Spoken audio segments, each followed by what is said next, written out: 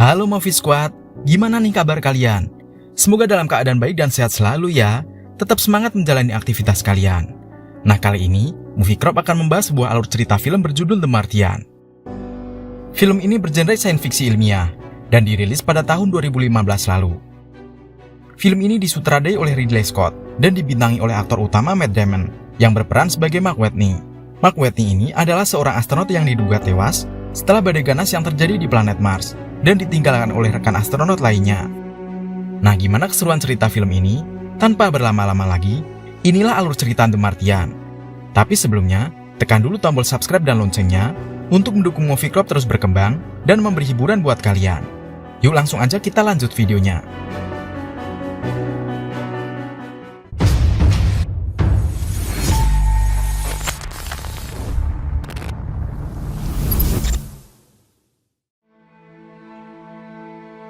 Di scene awal film, kita diperlihatkan dengan misi para astronot yang memiliki kode Ares-3. Para astronot ini memiliki sebuah misi di planet Mars. Awal kedatangan mereka di Mars, mereka mendarat di sebuah tempat bernama Acidalia Planitia. Tempat-tempat di film ini ada kenyataannya ya guys di planet Mars. Misi ini memiliki waktu sekitar Sol 18. Sol adalah satuan hari di planet Mars. Perlu kalian tahu bahwa satu hari di planet Mars adalah 24 jam, 39 menit, dan 35 detik waktu di bumi. Nah, ada sejumlah astronot dalam misi ini, seperti Matt Whitney, Alex Vogel, kemudian Beth Johnson, Chris Bena, Martinez, dan pimpinannya bernama Melissa Lewis. Misi ini bertujuan untuk mengambil 7 sampel tanah yang ada di planet Mars. Di ruang kendali, Johansson mengkonfirmasi akan ada badai besar yang datang, yang berasal dari vulkanik Tarsis. Badai ini memiliki diameter sekitar 1.200 km. Komandan Lewis pun kemudian memilih untuk membatalkan misi dan kembali ke roket untuk berpindah tempat menghindari badai tersebut. Saat mereka kembali ke roket, mereka sudah diterjang oleh badai. Di posisi paling belakang ada Matt Whitney, yang kemudian terhempas badai karena terkena antena yang melayang karena badai. Whitney pun hilang kontak dengan tim. Tim yang mencari Whitney tidak menemukan dia. Kemudian karena badai semakin parah dan roket akan ambruk jika bertahan di sini, maka Komandan Lewis pun memutuskan untuk meninggalkan Whitney yang hilang di tengah badai dan dinyatakan tewas.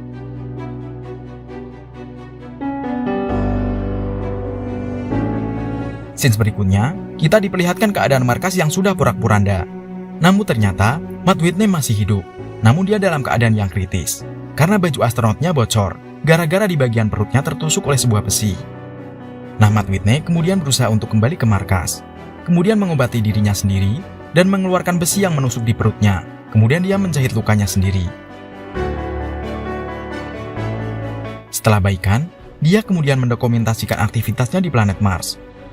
Dokumentasi ini akan dia gunakan sebagai bukti jika dia masih hidup di planet Mars dan bertahan sendirian di sini.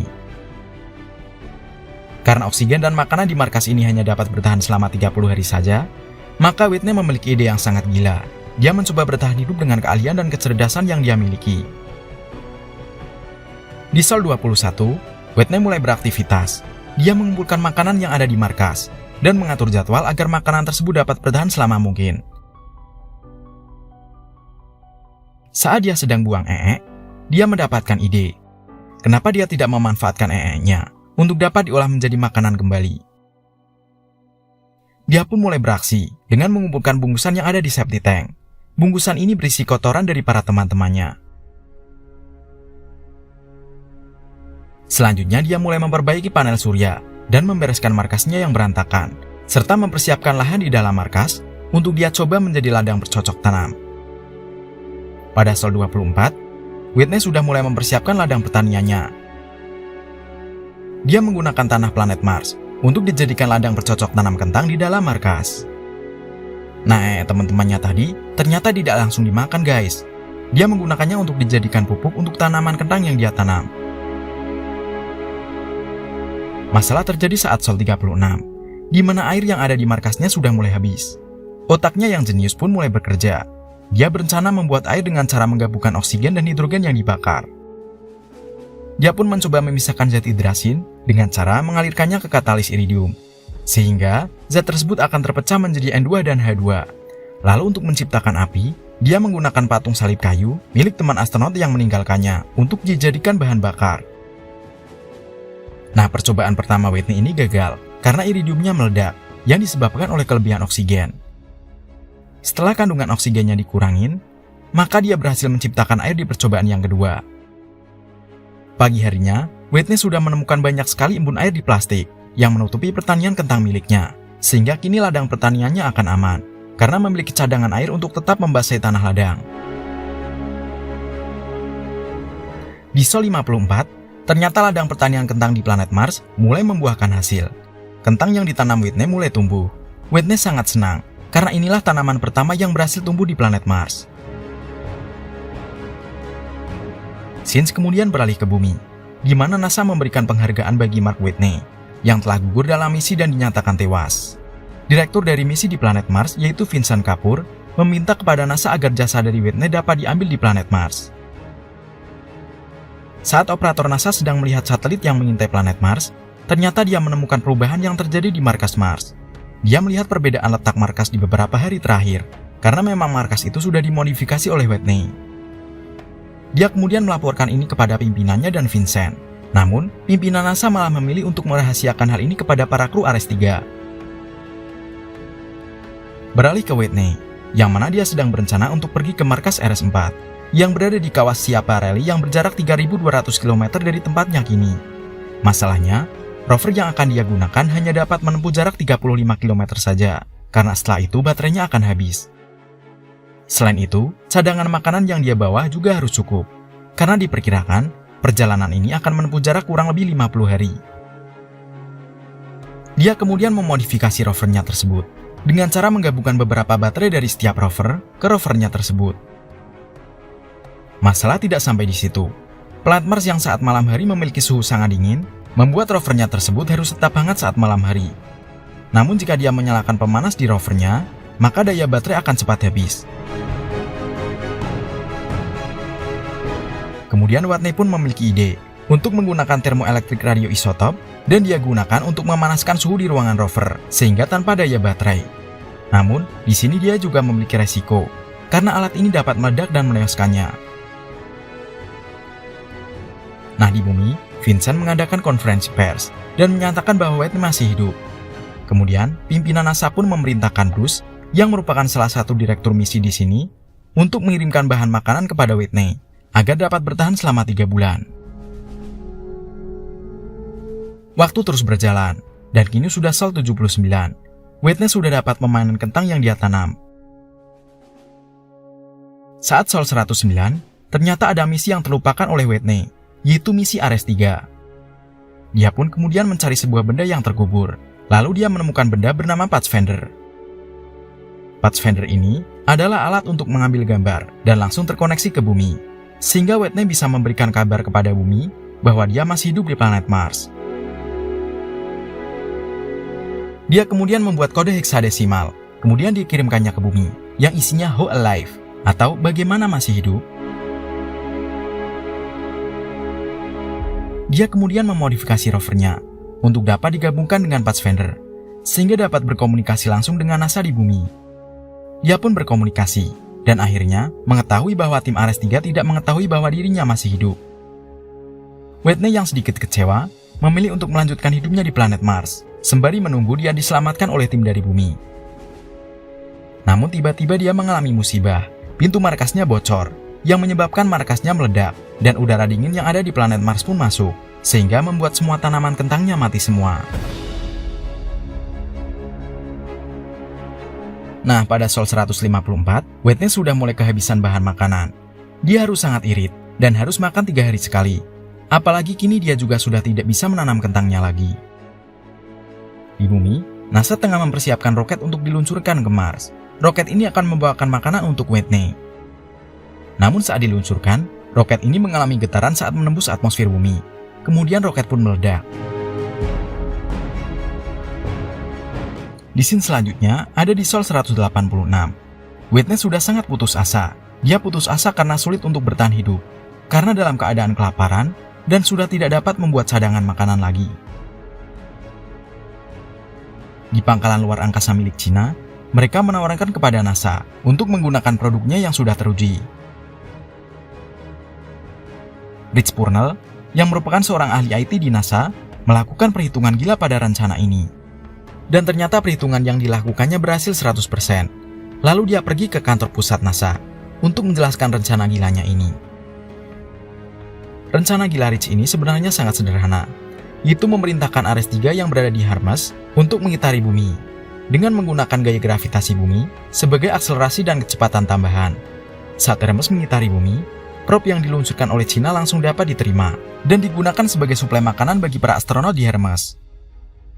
Setelah itu, Hermes pergi ke Mars dengan kecepatan yang sangat tinggi dengan bantuan tenaga gravitasi bumi. Bisa dibilang ini memanfaatkan tenaga ketapel gravitasi. Karena kecepatan Hermes yang sangat tinggi, maka dia tidak dapat langsung mendarat di Mars. Hermes harus mengelilingi Mars terlebih dahulu, dan Whitney harus meluncur dengan roket yang ada di Ares 4 untuk keluar dari orbit Mars kemudian masuk ke Hermes, dan mereka dapat kembali ke bumi. Purnell pun kemudian meretas saluran komunikasi Hermes. Dia menyampaikan rencananya tersebut, dan Komandan Lewis pun menyetujuinya. Namun jika mereka melakukan, maka mereka akan dicap sebagai pengkhianat, karena tidak menuruti perintah dari NASA dan pemerintah. Whitney yang juga mengetahui rencana gila ini, kemudian mempersiapkan dirinya untuk menuju ke Ares 4 yang berjarak sangat jauh.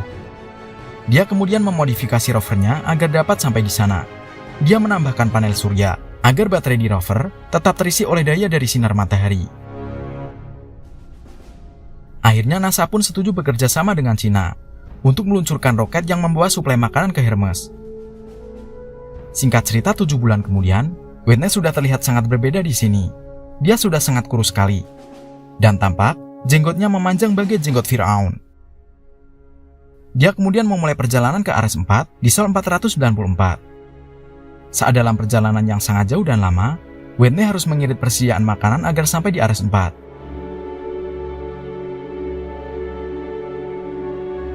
Nah, di markas NASA, Bruce menjelaskan bahwa gravitasi di Mars sangat tinggi, dan MIV yang akan digunakan Whitney untuk keluar dari orbit Mars tidak memiliki roket tambahan untuk keluar dari orbit Mars. Cara satu-satunya agar dapat digunakan, yaitu Whitney harus memodifikasinya dan melepas atap, jendela, kemudian kursi penumpang, dan beberapa komponen yang berat. Kemudian bagian yang dilepas harus ditutup rapat menggunakan terpal, agar MIV dapat meluncur keluar orbit Mars. MIV ini nantinya akan dikendalikan oleh Martinez di Hermes. Pada Sol 538, Whitney sudah sampai di Ares 4. Dia kemudian mulai membongkar MIV yang diinstruksikan oleh Bruce kepadanya.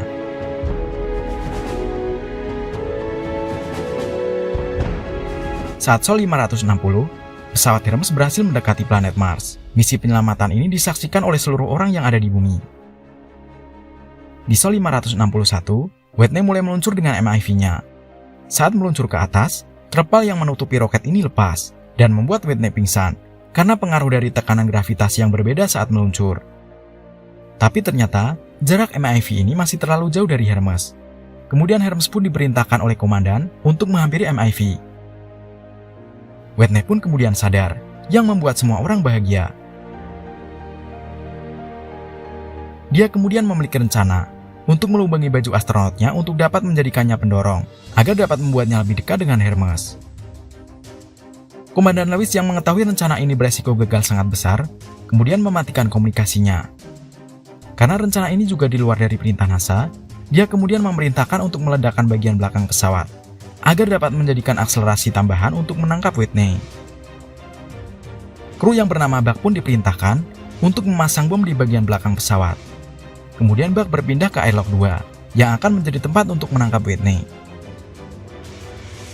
Namun Komandan Lewis berubah pikiran. Dia menuju airlock 2 dan menggantikan Buck untuk menangkap Whitney. Nah, saat bom meledak, mereka mulai beraksi.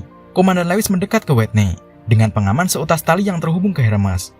Kemudian, Whitney meluncur menggunakan roket dadakan dari baju astronotnya. Komandan Lewis pun berhasil meraih Whitney, dan misi penyelamatan ini pun berhasil. Lalu, mereka pulang ke bumi dengan selamat. Nah, di akhir film kita ditunjukkan bahwa Whitney kini menjadi seorang dosen yang mengajar para calon astronot. Nah, itulah tadi seluruh alur cerita film The Martian. Seseorang yang bertahan hidup sendirian di planet Mars yang gersang dan tandus. Gimana, menarik kan guys?